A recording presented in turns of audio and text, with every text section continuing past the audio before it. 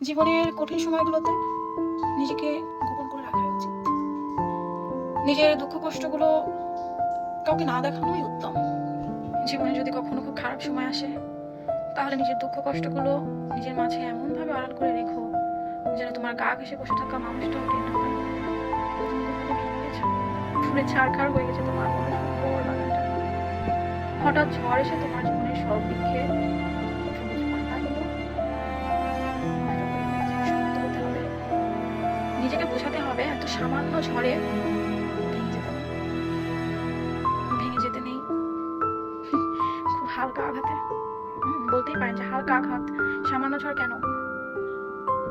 যে ঝড় তোমাকে ভেঙে দেয়, যে মানুষগুলো তোমাকে ছেড়ে চলে যায়, বা যে কোনো কাজে তুমি যখন ভেঙে যাও, সেগুলো সামান্যই হয়।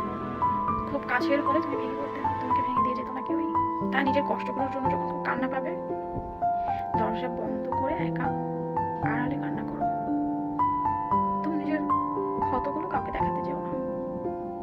মনে রেখো, যে নিজের জন্য আলো ছড়াতে না পারে, তাকে পৃথিবীর সমস্ত আলো এনে দিলেও পথ দেখাতে পারবে না। জানোই তো, মানুষ খুবই স্বার্থপর, মানুষ খুবই নির্দয়। ভেঙে যাওয়া মৌচাক দেখলেও মানুষ কয়েকটা ঢিল মেরে